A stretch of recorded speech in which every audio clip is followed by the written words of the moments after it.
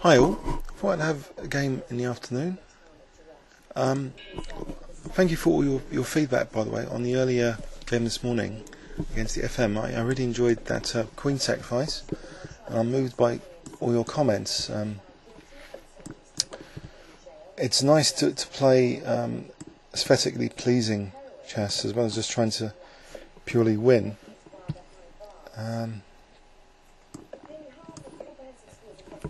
Okay, so the funny move h4 has been played by the WIM. Why can't I just play e5, because that will be highlighting the g4 square and clamping down on d4. I think I might try that, even though I'm sort of weakening this square, which I don't really like doing. I guess there's going to be a manoeuvre like c4 to e3 to d5 later. I'm going to bishop g4.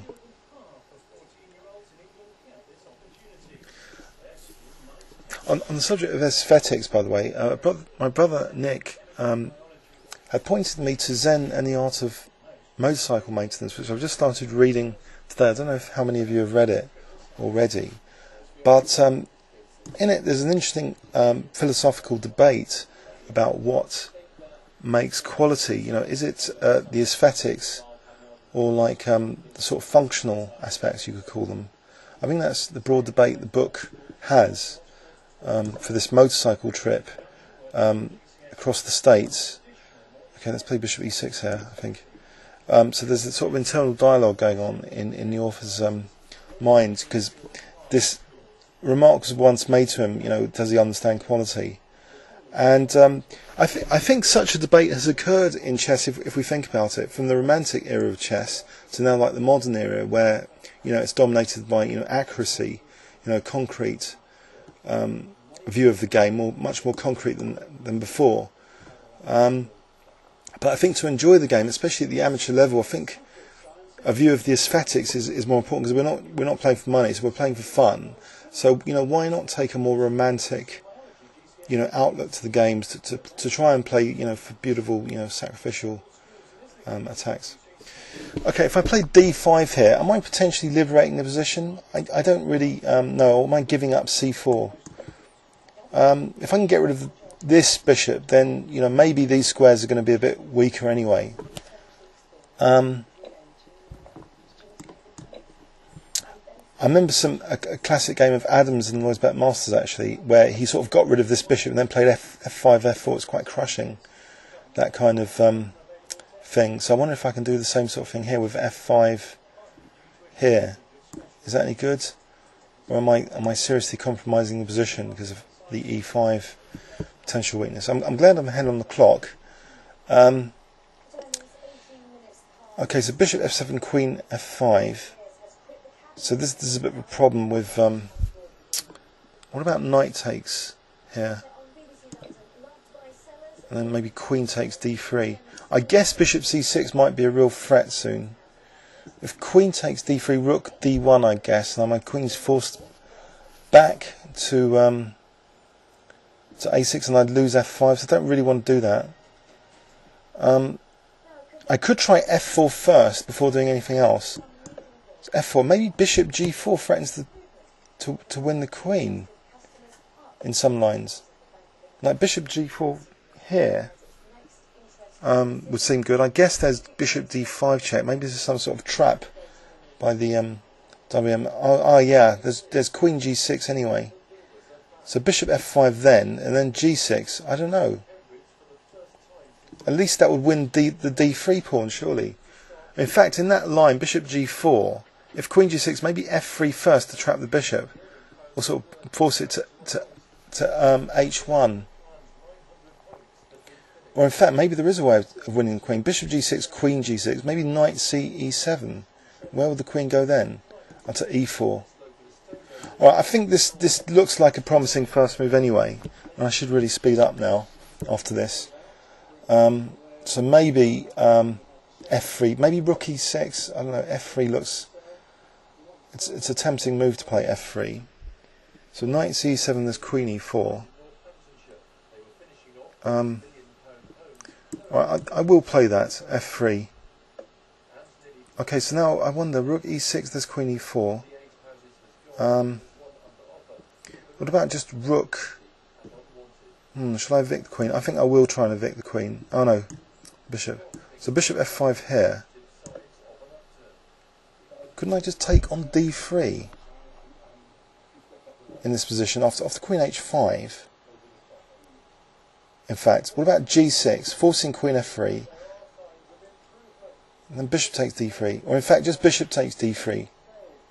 That's strange. Okay, very strange. I thought queen g6. What's going on here? Sorry, I mean I don't know what's going on here.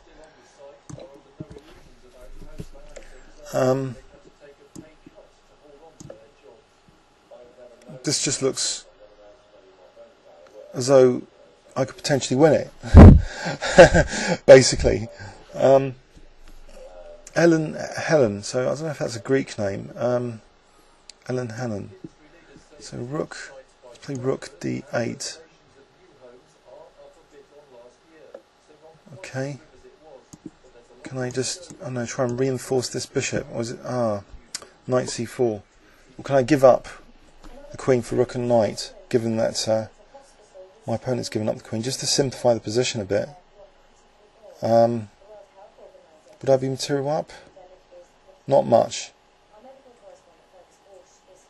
So, actually, knight c4, queen d5. So that's alright. So maybe just queen f7 here. So what do I want to do here? Maybe g6 and h5. I'm trying to drive this bishop back, perhaps, and maybe put pressure on f2. So maybe this rook belongs on f8. I want to stop knight f4 though, I think. So maybe g5. Looks a bit weakening, but I hope that's going to be useful. Actually, knight e5 is also useful here. In fact, knight e5 now, without bothering for doing something there. If I can get in knight f3 check. So knight f3 check, and that looks pretty dangerous. Okay, queen takes. Surely this is really good. Rook f8.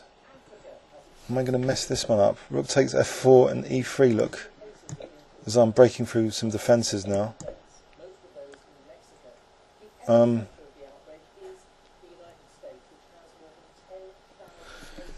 Yeah, so what do you think about this quality argument? I play check first to try and keep the checks going.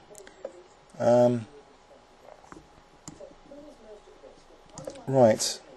Can I do king takes and king h5 to play queen g4, just to try and stop the rook having influence in this game? I don't really like giving people counterplay. Every time I do, I seem to be losing recently a lot of games with counterplay, so I want to stop all the checks. So I just do this and then sort of try and attack with the king. So queen g4 coming up. Bishop takes now. Oh god, I've allowed a check. Okay, doesn't matter. These bishops seem far too strong. So queen e4 now. Queen g2 mate. Yeah, that was interesting. So yeah, what do you think about chess quality? Is it like the aesthetics or the functional aspects? So does it depend if you're a professional player or an amateur player, how much you value aesthetics in your own games? Yeah, here I just thought it was weird that she didn't play queen h5. I don't know, maybe she was trying to desperately avoid a perpetual with bishop g4 and bishop f5. So I was a bit given a gift here, gift of victory really. So yeah, this just got too much on the king side pressure. Started notching the king, and okay, I allowed some checks, but I'd say it wasn't that a check. It wasn't that big deal. Hope you enjoyed it. Please leave any comments and questions on YouTube. Thanks very much.